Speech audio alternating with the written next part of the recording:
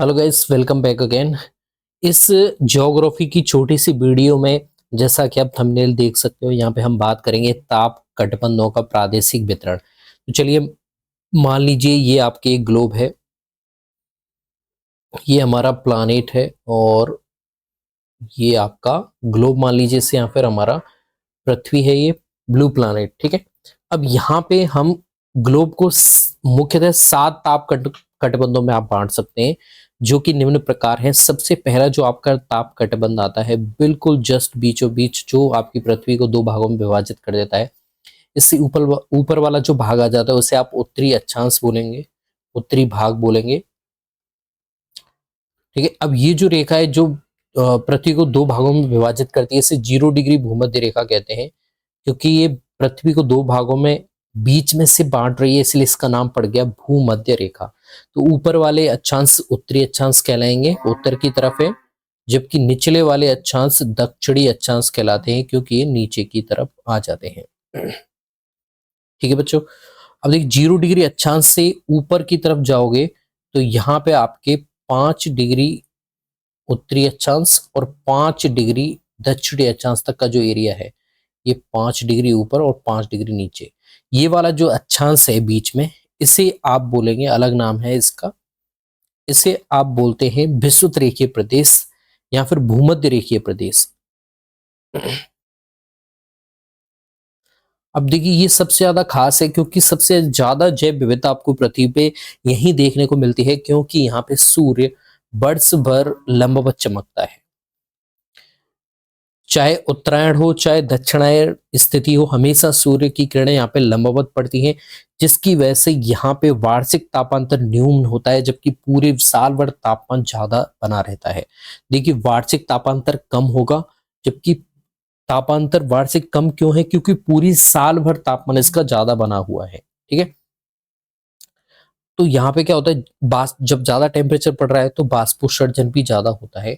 Temperature ज्यादा है तो आपके एवेपोरेट भी बहुत ज्यादा होता है, जिससे यहाँ पे आपकी नमी हमेशा बनी रहती है। तो इस वाले एरिया में आपको उमस बहुत ज्यादा देखने को मिलेगी।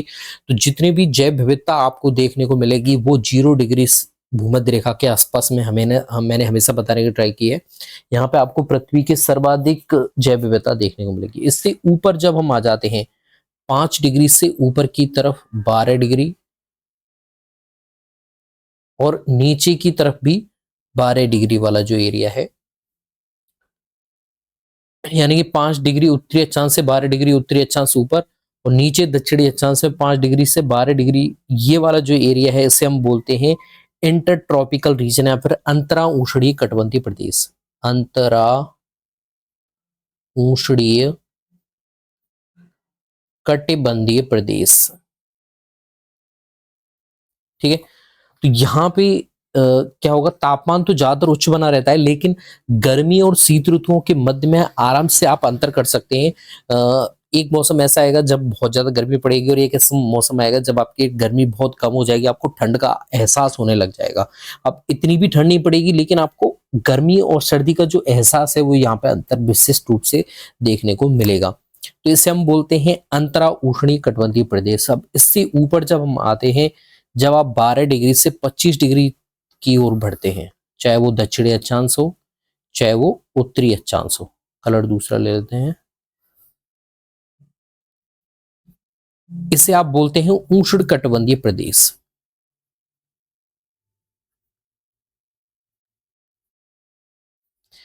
इसे बोलते हैं उष्ण कटिबंधीय। जैसे जैसे आप ऊपर की तरफ बढ़ते जाओगे, आपका टेम्परेचर कम होता चला जाएगा, क्योंकि सूर्य की किरणें अब यहाँ पे तो बिल्कुल लगातार इस तरह से पड़ रही थी, अब ऐसे पड़ेंगी सूर्य की किरणें, तिरछी आएंगी। तो तिरछी आने से बहुत वाला जो धरती का सरफेस एरिया है वो बहुत ज्यादा मात्रा में टेम्परेचर को अवशोषित नहीं कर पाता है, जिससे वो एरिया इतनी इतनी जल्दी गर्म नहीं हो पाता है तुलनात्मक रूप से यहाँ के। अब देखिए, यहाँ पे तो लगातार धूप पड़ रही है, सूर्य की किरणें लंबवत पड़ती जा रही हैं, तो बहुत एरिया यहाँ पे गर्म होता चला जाएगा, जबकि यहाँ पे अपेक्षाकृत कैसा होगा, कम गर्म होगा और कम सरफेस एरिया गर्म होगा। उष्ण कटिबंधीय प्रदेश में यहाँ पे एक बार न्यूनतम और उच्चतम तापमान पाया जाता है, आपको ध्यान रखना है। यहाँ पे देखिए, गर्मी जब पड़ती है तो वहां पे 14 घंटे की तो आपका दिन होता है और रात की जो अवधि होती है वो भी 14 घंटे की यहाँ पे पाई जाती है। ठीक है, अब हम आ जाते हैं उपोष्ण कटिबंधीय प्रदेश, जिसे आप सब ट्रॉपिकल रीजन कहते हैं। तो देखिए वो कहाँ पे है, ये भी कंफ्यूजन हो जाता है कई बार। 25 से 45 डिग्री उत्तरी अक्षांश और 25 से 45 डिग्री दक्षिणी अक्षांश, इससे आप बोलते हैं सब ट्रॉपिकल रीजन, सब ट्रॉपिकल या फिर उपोष्ण कटिबंधीय, उपोष्ण कटिबंधीय। ठीक है, उपोष्ण कटिबंधीय प्रदेश, इसमें मैंने बताया 25 से 45 डिग्री उत्तरी और दक्षिणी अक्षांशों के मध्य में पाया जाता है। सूर्य की किरणों की अपेक्षाकृत ज्यादा तिरछेपन के कारण सर्दियों में तापमान अधिक कम हो जाता है। तो जैसे मैंने बताया, जैसे जैसे आप 0 डिग्री से ऊपर आते जाएंगे तापमान आपका कैसा होता चला जाएगा, कम होता चला जाएगा। जैसा कि आपको पता है ध्रुव जो है आपके पोलर है, पोलर रीजन जो है उत्तरी ध्रुव और दक्षिणी ध्रुव, वहां पे दोनों ही एरियाज में आपके टेम्परेचर बहुत शून्य से भी बहुत नीचे चला जाता है, माइनस में भी बहुत नीचे चला जाता है। इसलिए यहाँ पे ज्यादा आपको जैव विविधता देखने को नहीं मिलेगी। तो उपोष्ण कटिबंधीय के बाद में आप 45 से 66 डिग्री, 66.5 डिग्री का जो भाग है, 66.5 डिग्री, 45 डिग्री और ये ऊपर भी 66.5 डिग्री, ये वाला जो भाग है इसे आप बोलते हैं शीतोष्ण कटिबंधीय, शीतोष्ण कटिबंधीय प्रदेश। अब इसमें थोड़ा बहुत गर्मी भी एहसास होगी आपको, और यहाँ पे ठंडा भी पड़ती है और गर्मी भी पड़ती है। तो यहाँ पे दोनों चीज आपको देखने को मिलेंगी। यहाँ पे अंतर अधिक पाया जाता है, शीत और ग्रीष्म ऋतुओं का जो तापमान होता है और सर्दियों में टेम्परेचर 0 डिग्री से भी काफी नीचे चला जाता है। तो दिन की अवधि लंबी होने के बावजूद सूर्य की किरणों के अत्यधिक तिरछेपन के कारण तापमान यहाँ पे कम हो जाता है, ये आपको ध्यान रखना है। तो ये शीत, थोड़ा बहुत ठंडे के लक्षण पाए जाएंगे, थोड़ा बहुत गर्मी के लक्षण पाए जाते हैं, इसलिए इसे शीतोष्ण कटिबंधीय प्रदेश कहते हैं। अब 66.5 डिग्री से 90 डिग्री तक का जो भाग है यहाँ पे ऊपर की तरफ, और ये आपके उत्तरी ध्रुव है, उत्तरी ध्रुव, और ये वाला जो भाग है ये दक्षिणी ध्रुव है। इसका नाम जो आपको ध्यान रखना है, ये शीत कटिबंध है, और ये भी कैसा आपका शीत कटिबंध। तो आप एक रीजन में चले जाइए, जैसे यहाँ पे आपने भूमध्य रेखा 0 डिग्री निकाली, इसके ऊपर कौन सा आपको देखने को मिला, भूमध्य रेखीय प्रदेश। ठीक है, फिर उसके बाद में अंतरा उष्णीय कटिबंधीय प्रदेश, फिर उष्ण कटिबंधीय, फिर कौन सा उपोष्ण कटिबंधीय, फिर शीतोष्ण कटिबंधीय, और सबसे ऊपर शीत कटिबंधीय। तो इस तरह से आपको 7 कटिबंध देखने को मिलेंगे। अब ये क्या जो होता है, ये शीतोष्ण कटिबंधीय जो ऊपर होता है, शीत जो कटिबंध होता है, इसको आप टुंड्रा प्रदेश भी कह सकते हैं, टुंड्रा प्रदेश भी कह सकते हैं। यहाँ की जो वनस्पति होती है, देखिए हर कटिबंध प्रदेश की वनस्पति अलग अलग होगी, क्योंकि वहाँ का जो सरफेस एरिया है वो टेम्परेचर को सहन करने की क्षमता यहाँ की अलग अलग पाई जा रही है। तो यहाँ पे हमारे 7 कटिबंध हो जाते हैं जो आपको ध्यान रखने हैं।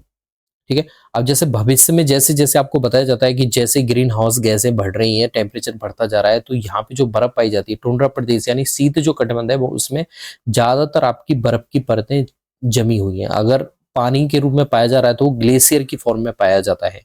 तो ऐसा वाला जो एरिया होता है, इस वाले एरिया में अगर जैसे टेम्परेचर बढ़ता चला जाएगा तो ग्लेशियर वो आपके पिघल रहे हैं, जिसकी वजह से आप जो नीचे वाले जो रीजन है जहाँ पे ज्यादातर जनसंख्या निवास करती है, उस स्थानों पे जो कोस्टल एरिया है वहां पे समुद्री जल स्तर बढ़ता है, जिससे समुद्र के इलाके हैं, आस पास वाले जो रिहायशी इलाके हैं, वहां पे मनुष्य का रहना कैसा होता चला जाएगा, असंभव होता चला जाएगा, और भविष्य में जल प्रलय की भी पूरी संभावना बनी रहेगी। तो दोस्तों ये आपको समझ में आया होगा उष्ण कटिबंधों का प्रादेशिक वितरण। I hope this will be helpful. अगर आपको वीडियो अच्छा लगा तो जरूर बताना। थैंक्स, मिलता हूं नई किसी वीडियो के साथ में दूसरे टॉपिक के साथ। तब तक लेता हूं शुक्रिया, अलविदा, धन्यवाद।